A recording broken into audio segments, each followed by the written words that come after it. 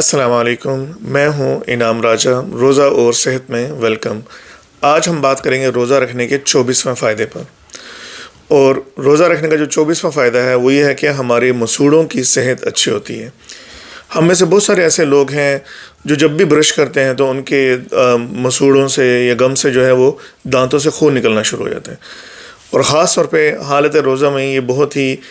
ایک اہم مسئلہ ہے، کیونکہ بہت سارے لوگ سوچتے ہیں کہ جب ہم نے روزہ رکھ لیا 1-2 گھنٹے بعد کبھی کلی وارہ کی تو مسوڑوں سے خون آ رہا ہے، تو کیا خون سے روزہ ٹوٹتا ہے نہیں ٹوٹتا، مکروہ ہوتا ہے؟ تو یہ سب مسئلے پھر ان کو انکمفرٹیبل کرتے ہیں کہ مسوڑوں سے خون نکل رہا ہے۔ تو روزہ مسوڑوں سے خون نکلنے کے مسئلے پر ہماری ہیلپ کر سکتا ہے، اور وہ کس طرح کرتا ہے اس سے پہلے یہ جاننا ضروری ہے کہ مسوڑوں سے خون نکلتا ہی کیوں ہے۔ تو مسوڑوں سے خون نکلنے کی ایک وجہ ہے سوزش یا انفلیمیشن۔ انفلیمیشن ہمارے بر صغیر میں خاص طور پر بہت ہی ایک عام مسئلہ ہے۔ انفلیمیشن کیا ہے؟ وہ جگہ جگہ پر جو ہے جسم میں سوزش ہو سکتی ہے۔ اگر آپ کے گھٹنوں میں سوزش ہے تو آپ کے گھٹنوں کی درد ہوگی،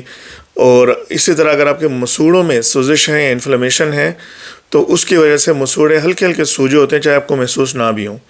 تو جب آپ برش کرتے ہیں تو پھر خون نکلتا ہے، اور وہ پھر بہت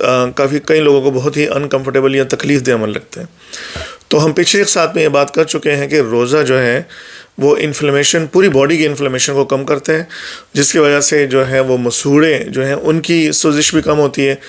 جب مسوڑوں کی انفلیمیشن یا سوزش کم ہوتی ہے تو مسوڑے صحت مند ہو جاتے ہیں، اور پھر برش کرنے پر ان میں سے خون نہیں نکلتا۔ تو ایک وجہ تو یہ ہے کہ روزہ رکھنے سے انفلیمیشن کم ہوتی ہے، اور جس کی وجہ سے مسوڑوں کی انفلیمیشن بھی کم ہوتی ہے، تو آپ کا جو ہے وہ مسوڑے صحت مند ہو جاتے ہیں۔ دوسری ریزن یہ ہے کہ ہمارے جو اکثر لوگ ہیں، جن میں کہوں گا 90% لوگ ہیں، وہ جب برش یا مسواک کرتے ہیں تو وہ سمجھتے ہیں کہ ہم نے دانت صاف کرنے کا حق ادا کر دیا، حالانکہ جو دانتوں کے درمیان خلال کرنا ہے، جس کو فلاسنگ کہتے ہیں، وہ اتنا ہی ضروری ہے جتنا جو ہے وہ برش یا مسواک سے دانت صاف کرنا۔ تو جب آپ دانت صاف کرتے ہیں تو جو دانتوں کے درمیان میں غذا کے ٹکڑے پھنسے ہوتے ہیں وہ عموماً نہیں نکلتے یا کم تعداد میں نکلتے ہیں، اور بیکٹیریاز کی وہ آپ بیکٹیریاز کے لیے چھوڑ دیتے ہیں۔ بیکٹیریاز جو ہیں وہ عموماً ظاہر کاربوہائیڈریٹ یا شوگر ہوتے ہیں، اب جو بھی ہم کھانا کھاتے ہیں، تو بیکٹیریاز کے لیے آپ یوں سمجھے کہ ان کے لیے کھانا چھوڑ دیتے ہیں، تو بیکٹیریا اس پہ پلتے رہتے ہیں۔ تو جب ہم دانت صاف کرتے ہیں تو ہمیں چاہیے کہ چاہے 2 دفعہ کریں یا 3 دفعہ کریں، دانتوں کے درمیان خلال لازمی کریں، چاہے وہ آپ اسٹک سے کریں یا فلاس، آج کل وہ ہر میڈیکل اسٹور پہ جو ہے فلاسنگ کے چھوٹے چھوٹے جو ہیں وہ ملتے ہیں فلاس، اس سے کریں آپ۔ ہم میں سے اکثر لوگ جو ہیں وہ جب دانت صاف کرتے ہیں، چونکہ وہ فلاسنگ نہیں کرتے، دانتوں کے درمیان کی صفائی نہیں کرتے، تو بیکٹیریاز جو ہیں وہ اس غذا پر پلتے رہتے ہیں، اور بیکٹیریاز جو ہے وہ ہمارے جسم میں موجود رہتے ہیں ہمارے دانتوں کے درمیان۔ تو جب ہم روزہ رکھتے ہیں اور دانت صاف کریں اور خلال کر دیں تو 12 گھنٹے کے لیے جو بیکٹیریاز ان کو کچھ نہیں ملے گا، کیونکہ خلال کے ذریعے آپ نے اس میں سے پھنسے ہوئے سارے غذا کے ٹکڑے نکال دیے اور دانت اچھی طرح صاف کر لیے، تو اب 12-14 گھنٹے ان بیکٹیریاز کو کوئی فوڈ نہیں ملے گا، جس کی وجہ سے بیکٹیریاز کی گروتھ کم ہو جاتی ہے، اور جب بیکٹیریاز کم ہوتے ہیں تو آپ کے ارد گرد جو دانتوں کے جو مسئلے ہیں وہ بھی حل ہونا شروع ہو جاتے ہیں، اور اس سے بھی آپ کی مسوڑوں کی ہیلتھ اچھی ہوتی ہے اور خون نہیں نکلتا۔ اس کے علاوہ تیسری ریزن یہ ہے کہ جب ہم روزہ رکھتے ہیں تو عموماً ہماری بلڈ میں شوگر کم ہو جاتی ہے، جس کی وجہ سے انسولین کم ہوتی ہے۔ جب انسولین کم ہوتی ہے اور بلڈ شوگر کم ہوتی ہے تو گم جو ہے وہ آپ کے مسوڑوں کے مسئلے خود بخود حل ہونا شروع ہو جاتے ہیں، کیونکہ ہائی انسولین اس کی وجہ سے بہت ساری بیماریاں آج کل ہو رہی ہیں، ایون دل کی بیماریاں، بلڈ پریشر اور یہ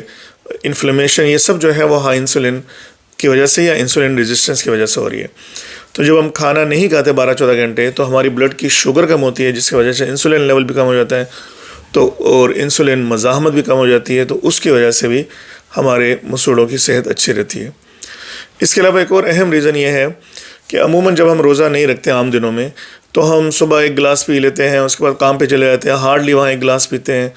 اور عموماً بھول جاتے ہیں کیونکہ تھوڑا سا پانی پیتے ہیں، اور شام کو آकर شاید 1 گلاس اور پیتے ہیں۔ تو بہت سارے لوگ 2 یا 3 گلاس پیتے ہیں، جو کہ انف نہیں ہے، جو کہ ناکافی ہے۔ تو رمضان میں ہم کیا ہوتا ہے، ہم ذہن میں ہمارے یہ ہوتا ہے کہ پورا دن تو پانی پینا نہیں ہے، تو وہ صبح 2-3 گلاس تو صبح ہی پی لیتے ہیں لوگ، اور پھر ٹھیک ہے دن میں پورا دن وہ پانی نہیں پیتے، جس کی وجہ سے ان کی پیاس بڑھتی ہے، تو افطاری کے ٹائم ہی وہ 2-3 गिलास पी लेते हैं, फिर तरावी के दौरान 1 गिलास पीते हैं, तरावी के बाद 1 गिलास पीते हैं, तो रमज़ान में बज़ाहिर ऐसा लग रहा होता है पानी कम पी रहे हैं, लेकिन आम दिनों से हम पानी ज़्यादा पी रहे होते हैं।